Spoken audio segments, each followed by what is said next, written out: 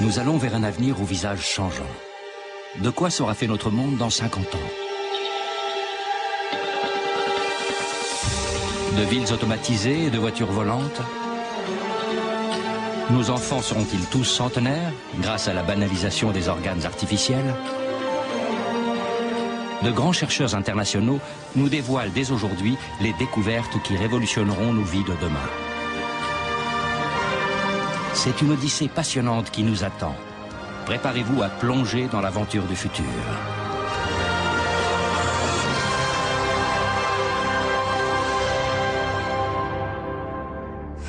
On me demande parfois quel sera notre plus gros défi à relever dans les 50 prochaines années. Je réponds, l'énergie. Elle devra alimenter nos voitures, nos villes et nos usines, en se pliant aux besoins d'une population mondiale en pleine expansion, sans détruire l'environnement. C'est un vaste projet et les défis technologiques sont nombreux. Mais il existe des solutions.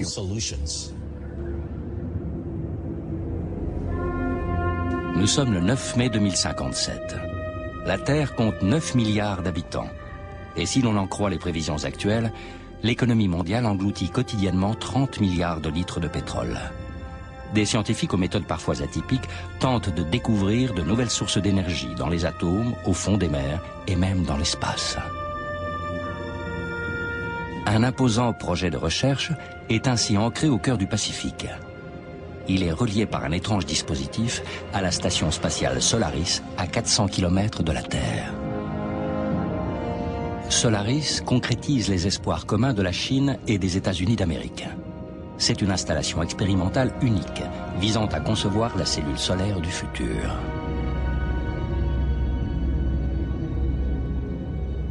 Les recherches prévues initialement à bord de la station spatiale devaient révolutionner l'approvisionnement de la planète en énergie. Mais pour l'heure, les travaux piétinent. Le gouvernement envisage d'imposer des interdictions de vol et de circulation routière pour certains jours de la semaine. Les négociations avec les pays producteurs de pétrole continuent à être laborieuses. Les industries automobiles... Avec son collègue Wang Lichao, le physicien et astronaute Bob Sanders a travaillé ici 5 longues années à l'élaboration d'un matériau solaire à haut rendement énergétique. Le duo sino-américain garde une foi inébranlable en la réussite de leur mission. Mais faute de résultats, la station risque d'être fermée dans 3 semaines. Rasage. Bonjour Bob. Bonjour Lichao. Y a du neuf? Pas encore. Un café pour te réveiller?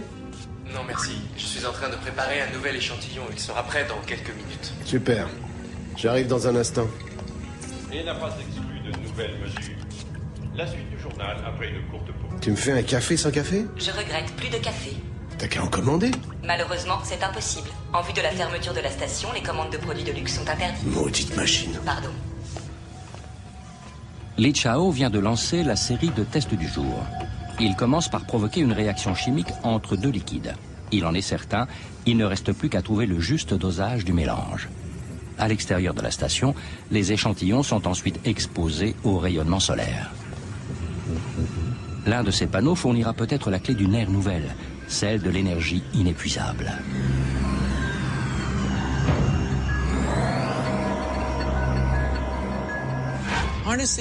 Il est très coûteux d'exploiter l'énergie solaire.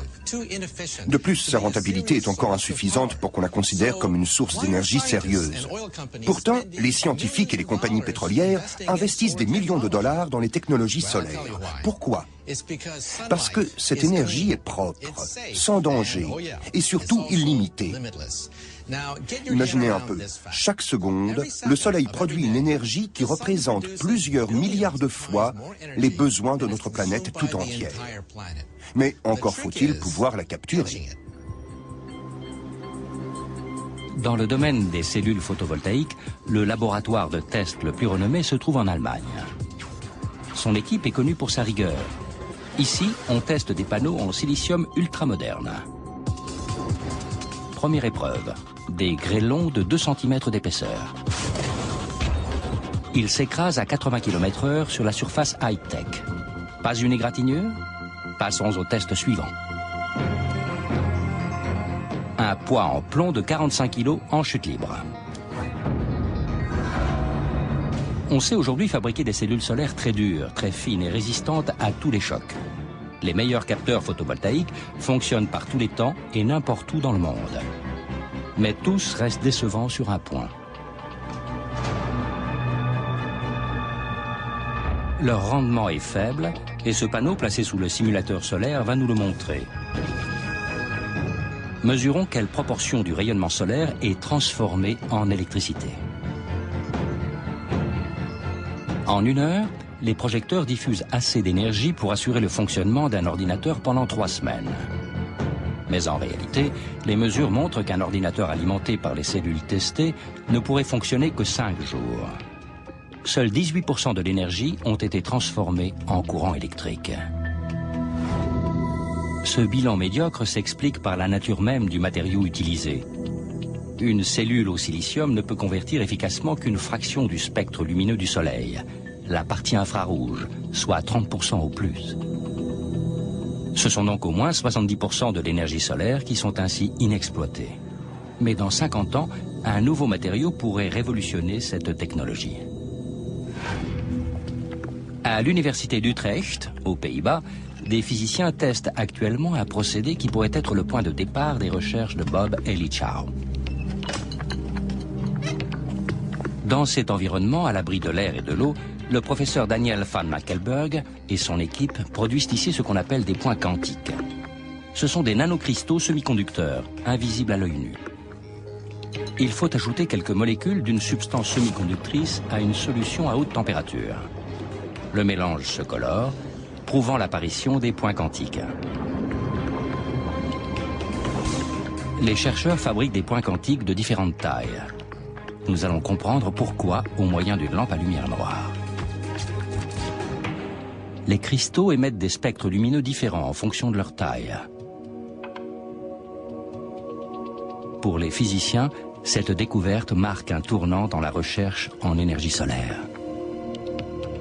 S'ils réussissaient à réunir tous ces cristaux en un seul matériau, la cellule solaire idéale verrait alors le jour. En effet, elle serait en mesure d'absorber l'ensemble du spectre solaire. Une véritable mini-centrale qui pourrait transformer jusqu'à 86% du rayonnement solaire en électricité.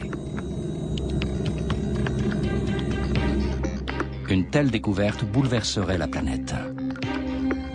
Elle permettrait de puiser dans la formidable énergie du Soleil, de quoi alimenter voitures, habitations, villes et usines. Seulement voilà, à l'heure actuelle, les points quantiques ne se comportent pas encore comme Daniel van Makkelberg le souhaiterait. Si on dépose une goutte d'une solution de points quantiques sur une lamelle, on obtient une structure désordonnée, comme celle-ci.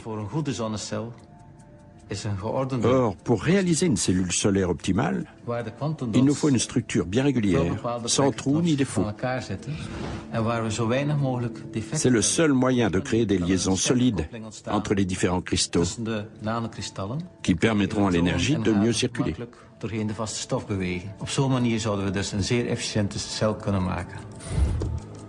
Pour savoir si les travaux des chercheurs progressent, nous faisons appel à un microscope spécial. Selon un procédé complexe, les échantillons de cristaux sont enfermés dans un espace sous vide et dénué de poussière. À une échelle invisible pour les chercheurs, une pointe minuscule effleure chaque atome de l'échantillon. On obtient ensuite sur ordinateur une image agrandie 100 millions de fois. La structure de cet échantillon est plutôt satisfaisante. Les experts pensent parvenir un jour à éliminer jusqu'au dernier défaut.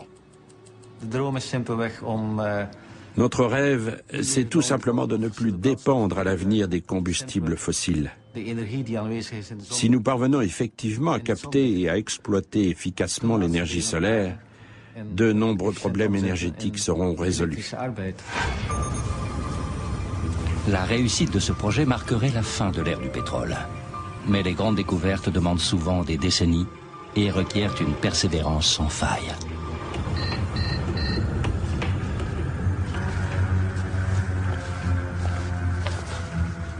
Une petite impatience ruine un grand projet. Confucius? Non, essaye encore. Mao? C'est un proverbe chinois. J'allais le dire, justement. Excuse-moi, je suis impatient, oui, mais le temps presse. Je suis sûr qu'on arrivera à 80%. Oui, je le sais. Je prends le relais. Je vais nettoyer l'émetteur. Ah, Paola va bientôt venir contrôler le générateur photovoltaïque. Et les nouveaux marqueurs qu'on a commandés? Elle les apportera aussi. Enfin, une bonne nouvelle. La livraison? Ou Paola?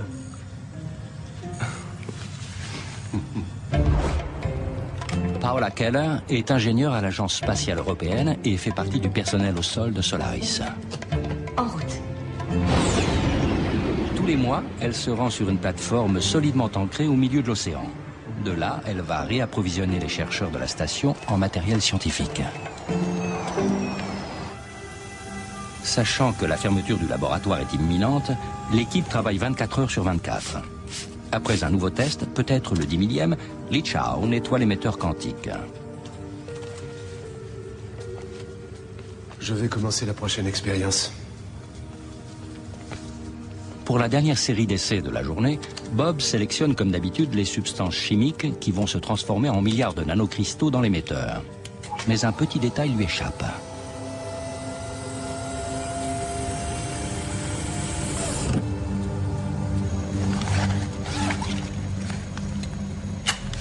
Bonjour Paola, comment vas-tu aujourd'hui? Bien. S'il te plaît, ce serait possible d'avoir de l'air frais?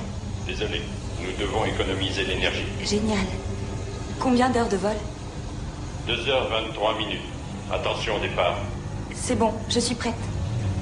3, 2, 1. Paola utilise un moyen de locomotion qui n'a plus grand-chose à voir avec les fusées du XXe siècle. Il s'agit d'un ascenseur. Dans le conte de fées Jack et le haricot magique, un petit garçon grimpe jusqu'au nuage le long de la tige d'un haricot. La version moderne de ce conte, c'est l'ascenseur spatial. Du point de vue de la physique, c'est possible. Et d'ici une cinquantaine d'années, les progrès des nanotechnologies vous permettront peut-être d'aller pique-niquer dans l'espace. Le concept de l'ascenseur spatial est né au Nouveau-Mexique. Le physicien Bradley Edwards travaille au laboratoire national de Los Alamos lorsqu'il tombe sur un article de presse.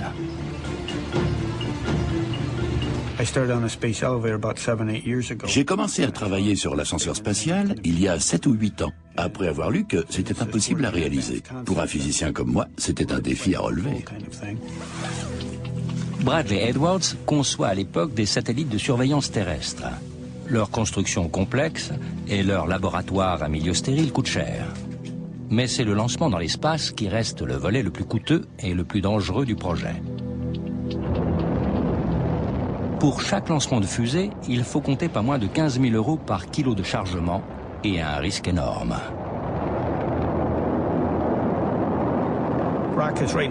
Les fusées ont un côté fascinant. Le danger, les flammes. Nous voulons au contraire rendre les voyages dans l'espace ennuyeux. En montant à bord, vous n'aurez pas à vous demander si vous allez survivre à l'aventure. Vous vous contenterez de profiter du trajet. Le principe de base est celui d'un ascenseur classique. Un câble partant de la Terre s'étendrait jusqu'à 100 000 km de hauteur. Il resterait rigide grâce à un poids et à la force centrifuge. Une cabine assurerait la montée et la descente. Peu à peu, les croquis prennent vie. À l'avenir, un tel ascenseur pourrait faire la navette tous les jours entre la Terre et la station spatiale. Le trajet ne coûterait alors plus 15 millions d'euros par personne, mais seulement 15 000 €. Petit à petit, Bradley Edwards fractionne ce projet colossal en plusieurs petits problèmes. Il calcule l'intensité du rayonnement spatial, le risque de collision avec les débris qui encombrent l'espace et les dimensions de la station de base. Les orages et les tempêtes pourraient endommager le câble de l'ascenseur. Le chercheur étudie donc les cartes météorologiques sur plus de 10 ans. Après les avoir longuement comparées, il repère la zone météorologique la plus calme de la planète, tout près de l'équateur, à quelques centaines de milles marins de la côte ouest du Mexique. Parmi les questions à résoudre, comment assurer le mouvement de la cabine? Si loin de la Terre, quelle énergie peut-on utiliser? la solution inventée par Bradley Edwards est plutôt atypique. Il a bâti une maquette ou un dixième pour expliciter le principe d'approvisionnement en courant électrique. Un rayon laser partant du sol alimente une cellule solaire placée sur l'ascenseur. Mais d'autres problèmes sont plus difficiles à résoudre. Les défis sont nombreux, mais le câble est notre préoccupation centrale car il doit être ultra résistant. Ni l'acier ni le Kevlar ne sont assez solides. Aucun matériau ne remplit les conditions requises, à part les nanotubes de carbone. L'un de ses collègues s'intéresse justement à ce problème. Yoon Tian-Zhu, chercheur en matériaux à Los Alamos, a un point commun avec Bradley Edwards. Il est passionné par les défis que d'autres considèrent comme insurmontables. Sa matière première n'est ni l'acier ni le béton, mais des milliards d'atomes de carbone. Au cours d'un procédé complexe, il constitue à partir de ces atomes des tubes minuscules 50 fois plus résistants que l'acier, les nanotubes de carbone. Cette prodigieuse construction n'est bien sûr pas visible à l'œil nu.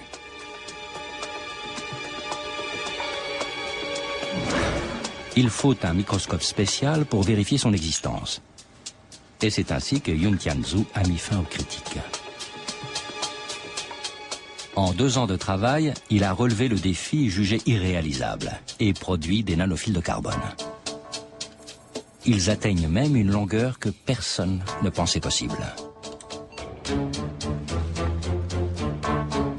L'équipe a imprimé les 230 images microscopiques qui, mises côte à côte, montrent les nanotubes. En taille réelle, cela correspond à 4 cm, soit 13 fois la longueur maximale obtenue jusqu'alors. Encore un pas de franchi. Le grand défi consiste maintenant à tresser ces tubes pour produire un fil plus épais et plus long. Selon Yoon Tian-Zhu, ce matériau serait assez résistant pour former le fameux câble spatial. L'ascenseur de l'espace sera-t-il bientôt une réalité?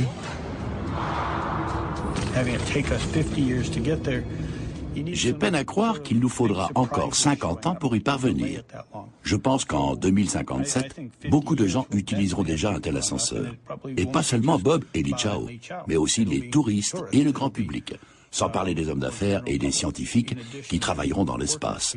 C'est un scénario tout à fait réaliste.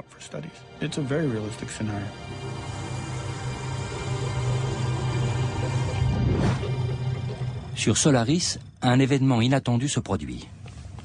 Qu'est-ce qui se passe? Je ne suis pas sûr, ça recommence à débloquer. L'espace d'un court instant, les appareils mesurent un rendement étonnamment élevé. Ça vient pas de l'ordinateur. Je l'ai testé hier. Si l'ordinateur fonctionne bien, pourquoi il plante? Je vais le tester encore une fois.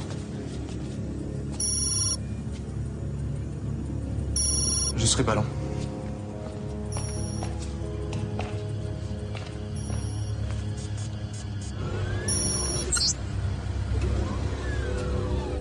Bonjour chérie, ça va? Il fait une chaleur insupportable, mais à part ça, ça va. Le bébé bouge beaucoup. Il me donne des coups de pied. Regarde.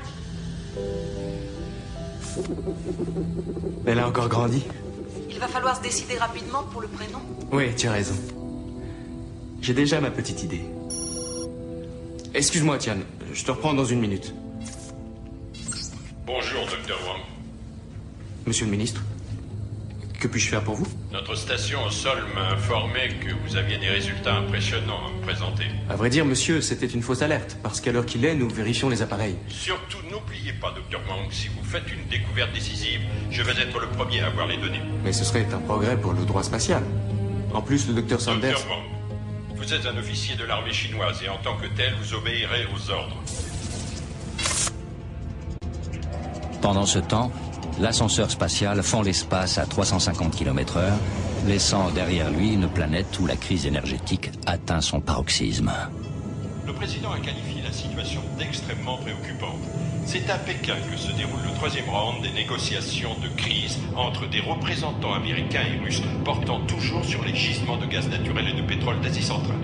Les experts estiment que seuls 50% des besoins américains en énergie pourraient être comblés par d'autres matières premières et que les États-Unis seront bientôt obligés de puiser dans leurs réserves stratégiques. Après le dernier choc pétrolier, l'Allemagne, comme de nombreux pays européens, s'est constituée une sorte d'assurance énergétique. Une réserve stratégique de plusieurs centaines de millions de barils de pétrole, soit suffisamment pour faire fonctionner le pays pendant 90 jours. C'est bien, mais que se passera-t-il lorsque tous les gisements d'or noir du monde seront à sec?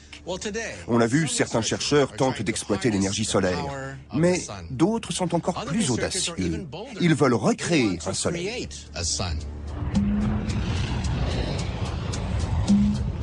Il ne s'agit pas bien sûr de réaliser une copie exacte de l'astre, mais de reproduire son fonctionnement. Sous l'effet d'une chaleur de 15 millions de degrés, l'hydrogène du Soleil se transforme en hélium. Lors de cette réaction nucléaire, 1 gramme d'hydrogène libère autant d'énergie que 8 tonnes de pétrole. Mais la fusion solaire est difficile à reproduire. Il est aussi laborieux de réaliser un feu de fusion sur Terre que de gratter des allumettes mouillées. C'est extrêmement compliqué. Mais nous avons fait beaucoup de progrès au cours des dernières décennies. Pour obtenir la réaction souhaitée, il faut chauffer de l'hydrogène à 100 millions de degrés dans ce compartiment. Avant le début de l'expérience, un champ magnétique puissant est activé. Il sert de bouclier thermique au sein de l'installation géante. Et cette porte d'acier de 2 mètres d'épaisseur doit être fermée. Elle protège les chercheurs dans la salle de contrôle, car la fusion nucléaire dégage une faible radioactivité. Le processus qui s'enclenche alors pourrait à l'avenir résoudre tous nos problèmes d'énergie. Lorsque nous maîtriserons cette technologie, 3 bouteilles d'eau et quelques minéraux permettront de produire suffisamment d'énergie pour alimenter une famille pendant 1 an. Selon les prévisions, les premiers réacteurs pourraient être opérationnels dans 50 ans. Mais on ignore encore si la science saura vraiment contrôler la fusion nucléaire. Toujours dans l'optique d'une énergie de substitution, une matière testée à l'Institut Marum de Brême semble également prometteuse. Dans son centre de stockage de carottes de sondage se trouvent des échantillons de substances très riches en énergie. Elles ont été découvertes il y a quelques décennies en Sibérie. Des hydrates de méthane, une glace qui brûle. On sait aujourd'hui que les hydrates de méthane sont présents en très grande quantité dans les fonds marins. C'est un robot sous-marin qui va être envoyé en quête de cet or blanc des mers. Équipé des instruments et outils adéquats, il commence sa recherche à 1000 mètres de profondeur. Les zones abritant d'innombrables petits êtres vivants sont privilégiées, car le méthane se forme notamment aux endroits où ils vivent et meurent. Sous l'effet de la pression, les molécules de gaz et d'eau se recombinent, et de la glace est créée qui emprisonne le méthane. Les experts attendaient ces images depuis longtemps. À bord du navire, un ingénieur pilote le robot chargé de collecter des échantillons. L'équipe s'attend à des difficultés, car l'engin doit parcourir un long chemin pour regagner la surface. Au bout d'une centaine de mètres de remontée, la température et la pression ont tellement changé que la précieuse trouvaille se décompose. Mais fascinés par cette substance, chercheurs et économistes n'abandonnent pas, car l'estimation des réserves d'hydrates est très prometteuse. On pense que la quantité d'hydrates de méthane disponible se situe entre 5000 et 10 000 gigatonnes. Pour vous donner une idée, les gisements actuels de charbon, de pétrole et de gaz naturel cumulés représentent environ 5000 gigatonnes. On pourrait donc doubler, voire tripler nos réserves d'énergie. Lors de leur dernière mission, les chercheurs ont enfin réussi à recueillir un échantillon à l'abri de l'air. Il va leur permettre d'évaluer plus précisément l'étendue des réserves mondiales. Chaque centimètre de la carotte de sondage est scanné. Couche après couche, les espoirs se confirment. Le fond marin comprend des quantités considérables d'hydrates de méthane. Mais leur exploitation n'est pas sans danger. Le problème de l'hydrate de méthane, c'est qu'il produit du CO2 quand on l'utilise comme source d'énergie. C'est un inconvénient majeur qu'il faudra surmonter à défaut de trouver d'autres sources d'énergie. Nous y parviendrons peut-être d'ici 50 ans. Sinon, en attendant, il nous faudra utiliser l'hydrate de méthane.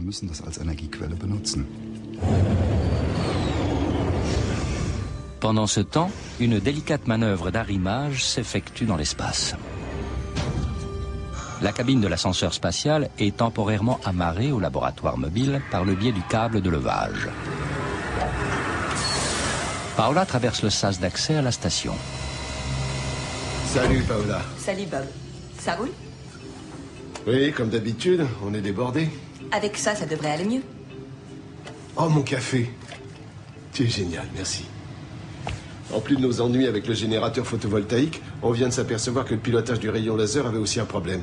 Je suis navrée, mais je dois me conformer aux instructions. À cause de la fermeture, aucune demande supplémentaire. Paola, ça peut pas se régler officieusement? Sur Terre, l'une des premières puissances économiques du monde tente de remédier à la grave crise énergétique. Les hôpitaux de Pékin et de Shanghai fonctionnent avec des groupes électrogènes d'urgence. Il y a des files d'attente de plusieurs kilomètres devant les stations-service. Et en plus, aujourd'hui, nous avons dû faire voter une loi pour interdire les climatiseurs. On ne peut pas utiliser d'autres combustibles? Les Russes n'ont pas respecté nos accords et ont multiplié par 4 le prix du gaz naturel. Les Américains ont passé un accord avec le Kazakhstan pour augmenter leur approvisionnement en pétrole de 50%, ce qui divise nos ressources par 2. Que proposez-vous? Prendre ce qui nous revient de droit. Occuper les champs pétrolifères d'Asie centrale. Une action aussi directe serait une vraie déclaration de guerre. Je suggère une action indirecte. C'est-à-dire? Laissons nos amis d'Asie centrale clarifier eux-mêmes la situation. Pas besoin d'une boule de cristal pour prédire que les deux géants de demain seront les États-Unis et la Chine. Si ça se trouve, ils entretiendront d'excellentes relations. Mais n'oublions pas que l'économie de la Chine connaît une croissance exponentielle et que ses besoins en énergie sont proportionnels. Au cours des 50 prochaines années, on estime que la Chine devra construire chaque semaine 4 centrales électriques de taille moyenne pour satisfaire sa demande. Demain, on peut donc penser que les grandes puissances lutteront sans merci pour la conquête des marchés, des ressources naturelles et surtout du pétrole. Selon les météorologues, les températures moyennes ont augmenté de 2 degrés sur l'ensemble de la planète depuis le début du millénaire. Des milliers d'habitants d'Afrique du Nord... Paola contrôle une dernière fois l'état de Solaris avant sa fermeture. Soudain, des nouvelles inquiétantes parviennent de la Terre. Les gouvernements scandinaves pressent l'Union européenne de trouver rapidement une solution. La nuit dernière, des groupes armés ont pris le contrôle des gazoducs et des oléoducs dans les zones en crise de l'ouest de la Chine, où sévit depuis des années une guérilla acharnée. Le gouvernement américain a condamné cet événement et n'exclut pas d'intervenir. La suite du journal après une courte pause. Tu avais raison. L'ordinateur n'est pas un châssis.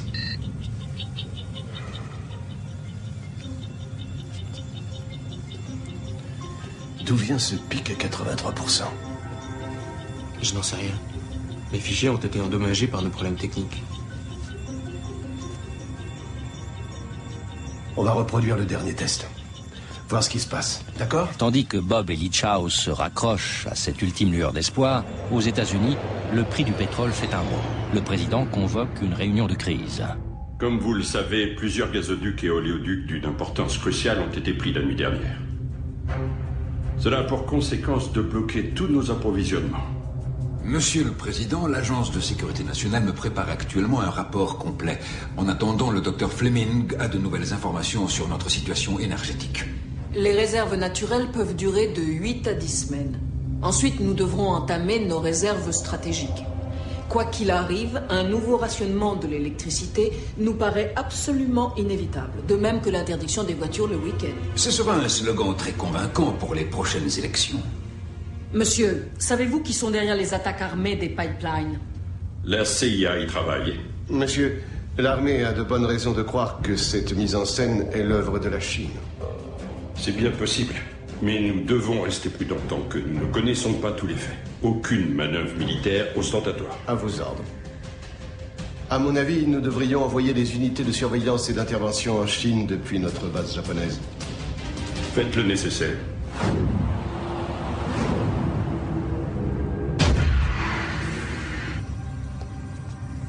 À un de ces jours, les garçons. Attends. Attends, je vais t'aider. Le générateur fonctionne à nouveau? Parfaitement. Et le laser? Comment dire? J'ai fait des miracles.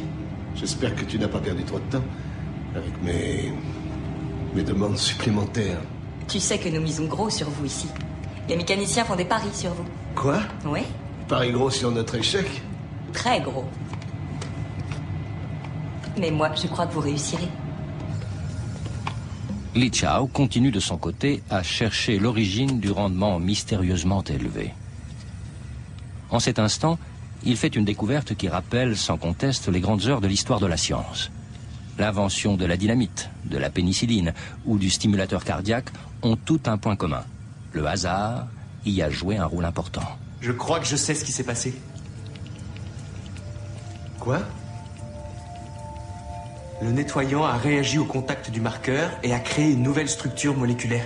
Ça expliquerait la panne? On va reprendre depuis le début. Essayons. S'ils parviennent à reproduire ce mélange, cela pourrait marquer l'aube d'une ère nouvelle. Celle d'une énergie inépuisable, le rêve de tout ingénieur. Notre atmosphère pourrait respirer. Ce serait la fin des guerres pétrolières. Le début peut-être d'un monde meilleur.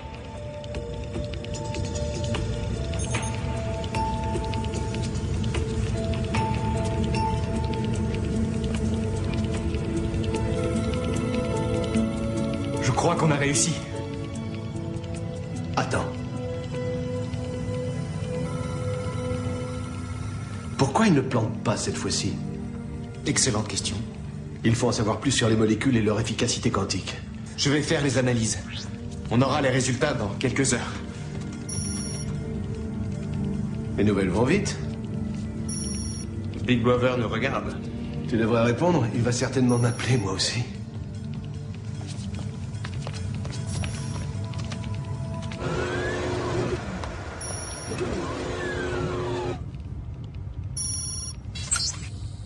Salut Li Chao. Je suis content que ce soit toi. Où es-tu? Dans une chambre d'hôtel. Mais comment ça se fait?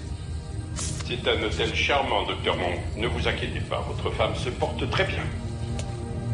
Mais il n'en demeure pas moins que la situation pourrait changer à tout moment. Vous serez les premiers à avoir les données. Cela ne nous suffit plus. Il ne faut pas que les Américains y accèdent. Mais le Dr Sanders travaille aussi dessus. Débrouillez-vous pour trouver un moyen pour détruire les données quand vous aurez le résultat. Je suis censé faire comment? Vous avez 4 heures, pas une minute de plus. Pour Li Chao commence alors une course contre la montre. Monsieur le Président, nous avons des nouvelles encourageantes.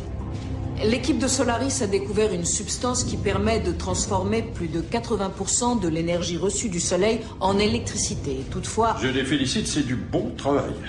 Monsieur le Président, j'aimerais attirer votre attention sur un problème. Nous savons avec une certitude absolue que c'est Pékin qui est derrière les attaques de nos réserves de pétrole en Asie centrale. Nous ne pouvons plus faire confiance à la Chine. Que proposez-vous? Eh bien, je suis Gardons d'avis cette de... découverte pour nous. Comment? Nous ferons un pont d'or à ce brillant chercheur chinois. Faisons-lui une offre alléchante. Cela nous brouillera définitivement avec Pékin. De toute façon, ça ne peut pas être pire. Le plus important, c'est que nous récupérions nos pipelines. Monsieur le Président, je demande l'autorisation de mettre nos forces d'Asie centrale en état d'alerte. Et d'autre part, je souhaiterais également organiser des vols de reconnaissance et stationner des unités spéciales à proximité des oléoducs et des gazoducs. Je vous y autorise. Aujourd'hui, je suis un scientifique. Mais dans ma jeunesse, j'ai servi dans l'infanterie américaine. À l'armée, on nous a appris que ce sont les hommes qui prennent et qui défendent un territoire, et pas les machines. Bien sûr, il y aura des robots et des drones sur les champs de bataille du futur. Mais sans un contrôle humain, ils seront inutiles. Les soldats sont indispensables, et à l'avenir, ils auront à leur disposition toutes sortes de nouvelles inventions. Ils pourront même peut-être devenir invisibles. Bientôt, l'équipement le plus important du soldat sera son uniforme. Pour la première fois dans l'histoire, la recherche militaire n'est plus centrée sur les armes, mais sur le corps humain. Sa protection est devenue l'objectif principal. L'armée américaine a investi 40 millions d'euros pour la mise au point d'un matériau radicalement nouveau. Il jouera un rôle de seconde peau et de camouflage, capable de protéger, voire de ranimer le soldat. Nous essayons de mettre au point un nanotextile susceptible d'assurer une protection efficace, tout en pesant seulement une fraction du poids des gilets pare-balles actuels. Un 50e de l'épaisseur de cheveux humains. C'est la taille des éléments qui permettront aux chercheurs de tisser le matériau pare-balles du futur. Le principe est simple, même si sa mise en œuvre s'avère complexe. De microscopiques particules de fer réagissent instantanément à un champ magnétique. Elles peuvent donc modifier en une fraction de seconde les caractéristiques d'un matériau.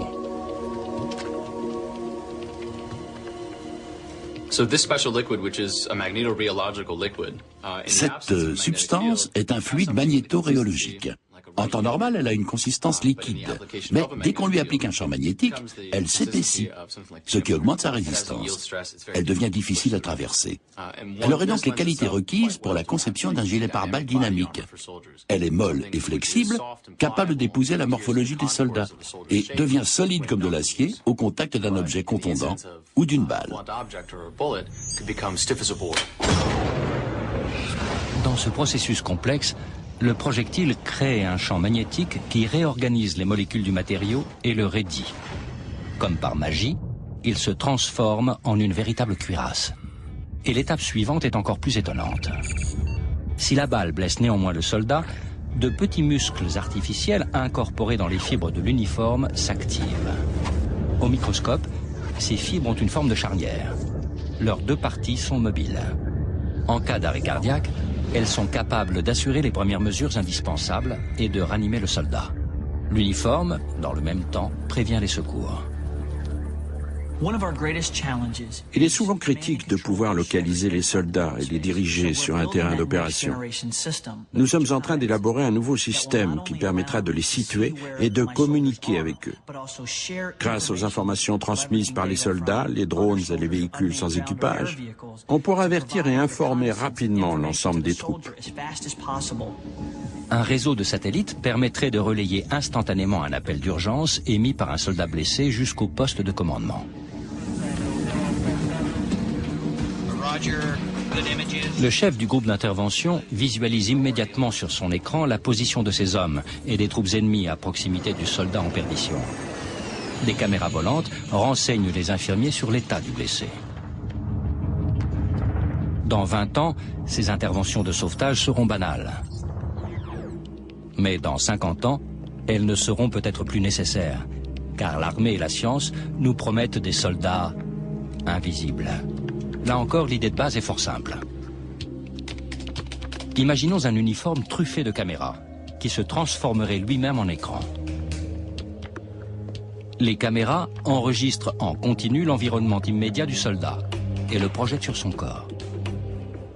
D'une simple pression sur un bouton, il peut se fondre dans la nature.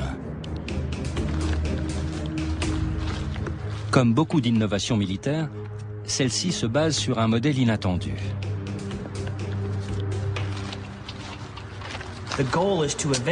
Notre objectif est inspiré d'œuvres de science-fiction dans lesquelles l'uniforme devient un miroir, derrière lequel le soldat disparaît littéralement. Nous espérons y parvenir d'ici à 2050. Au Pentagone, l'état-major américain suit l'avancée de ces troupes invisibles. Elles ont atteint les oléoducs sans être repérées par l'ennemi.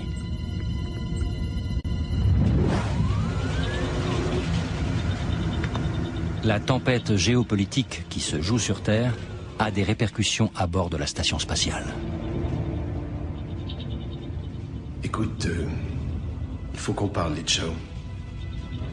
J'ai averti la station au sol et j'ai promis de leur envoyer les données au plus vite. Quoi? Pourquoi tu les as prévenus? Parce que c'est la procédure. Pourquoi tu ne m'en as pas parlé avant?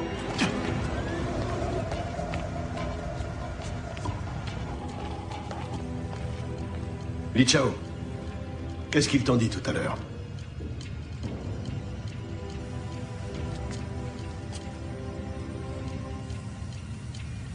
Ils ont kidnappé ma femme. Oh mon Dieu. Je suis vraiment désolé. Mon gouvernement exige l'exclusivité de la formule.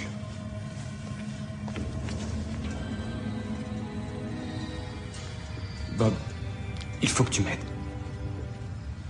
J'ai 4 heures pour envoyer la formule à Pékin et pour détruire ensuite les données.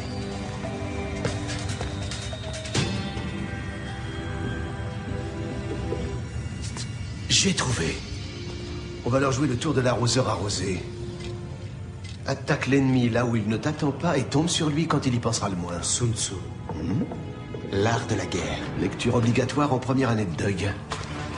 Et où va-t-on tomber sur lui lorsqu'il y pensera le moins? Là. Si on informe le grand public, ils ne risqueront plus de nuire à Tian. Ça ne marchera pas. Tous nos systèmes de communication sont surveillés de près. Une petite minute, j'ai une idée.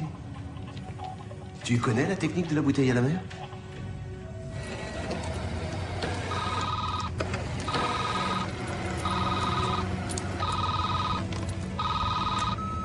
Paola Keller. Docteur Keller, c'est Hudson de la plateforme au sol. Le docteur Sanders vous a envoyé une partie du générateur photovoltaïque pour réparation. Il a besoin de le récupérer tout de suite. Mais de quoi parlez-vous? Je l'ai déjà réparé hier. Tout ce que je sais, c'est qu'il va passer vous voir.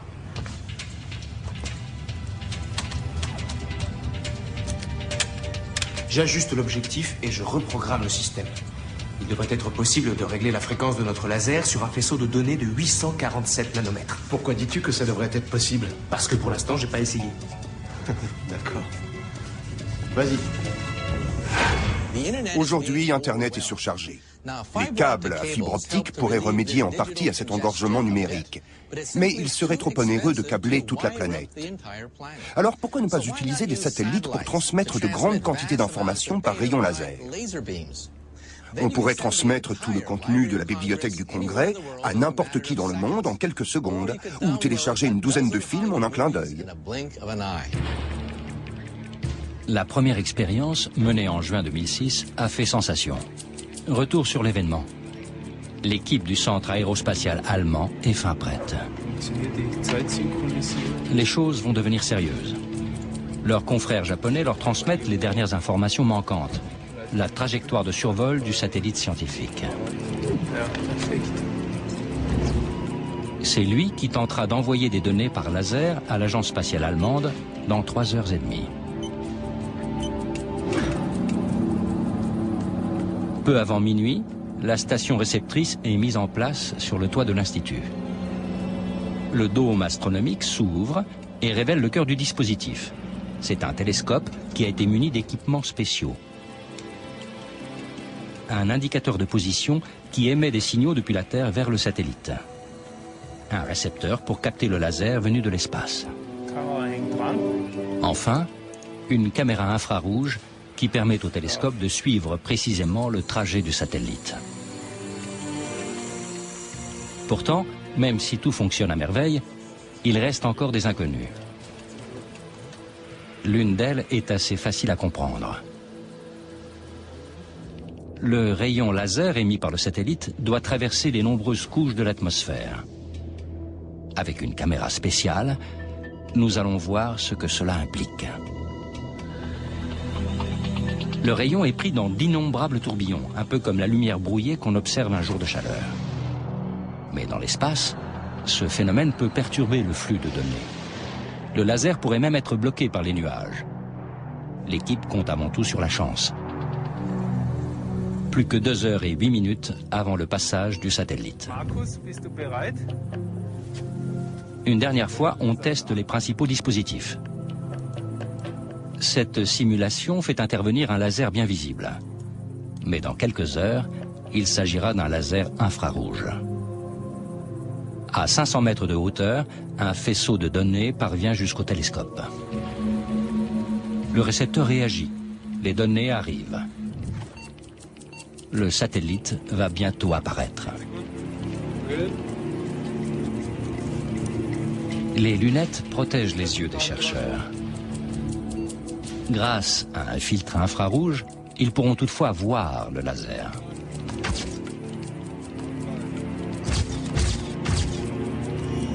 La liaison est établie. Le mouvement du télescope accompagne le vol du satellite, 9 fois plus rapide qu'une balle de fusil. Enfin, les données sont émises.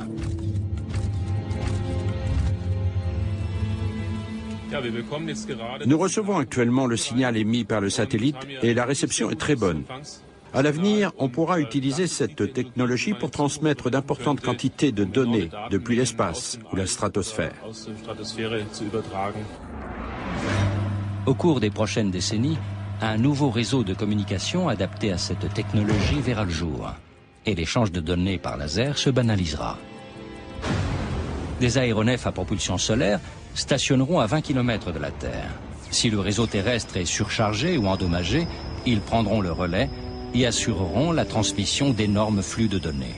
Contrairement à la transmission par ondes utilisée pour la radio, la télé ou les portables, avec le laser, pas de risque d'écoutes indiscrètes. Un signal par onde radioélectrique est très étendu et diffus, et donc facilement espionnable. En revanche, un signal optique demeure très condensé. Dans notre expérience, le signal descendant n'avait qu'un diamètre au sol de quelques mètres.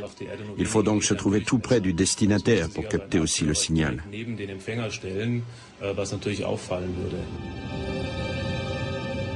À l'insu des deux superpuissances, les chercheurs de Solaris s'apprêtent à diffuser leur formule révolutionnaire dans le monde entier. Quelques heures plus tôt, ils ont envoyé sur Terre une sorte de SOS grâce à l'ascenseur spatial.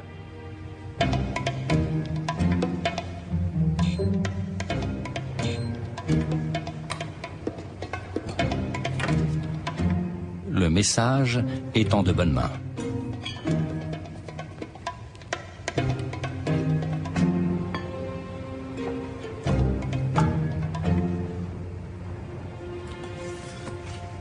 Bob et Li Chao ont besoin de renforts. Ils espèrent que Paola les aidera à orchestrer le coup d'éclat qu'ils projettent.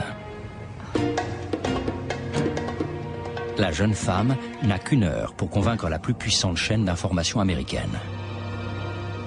Les chercheurs doivent lui faire entièrement confiance. Tu as 30 secondes.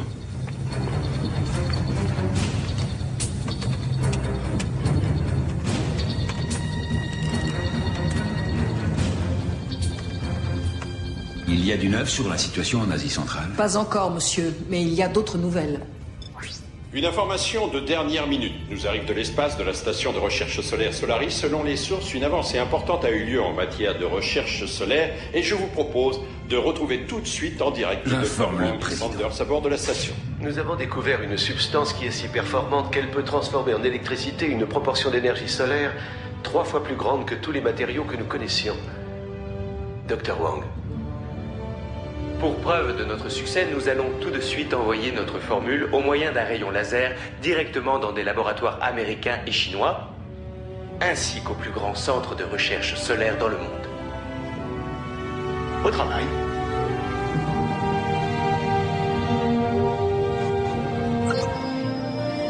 Avec ce simple geste, la formule quitte la station. Moins d'une seconde plus tard, elle atteint un aéronef qui retransmet l'information dans le monde entier. La formule d'un avenir radieux.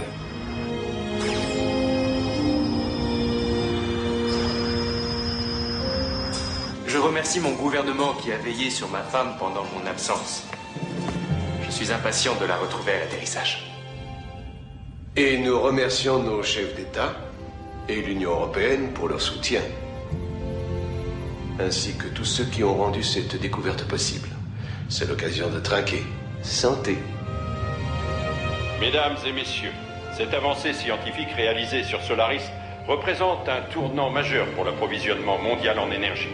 Avec cette substance qu'ils ont mise au point, Bob Sanders et Li Chao Wang, les deux chercheurs de la station de recherche Solaris ont réussi une avancée absolument historique. À l'avenir, il sera possible de produire des cellules solaires à fort rendement en grande quantité. Une solution à la crise énergétique semble enfin à portée de main. Maintenant que l'humanité a un problème en moins, à ton avis, à quoi ressemblera le monde dans, disons, 50 ans? Dans 50 ans? C'est une plaisanterie. Personne ne peut prévoir l'avenir à si long terme.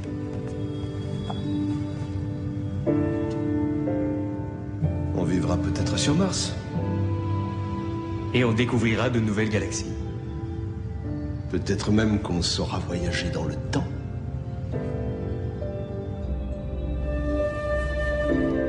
C'est possible. Le futur appartient à ceux qui croient à leurs rêves. Confucius? Non. Essaye encore? C'est un de tes proverbes chinois? Non, c'est d'Eleanor Roosevelt. J'allais le dire.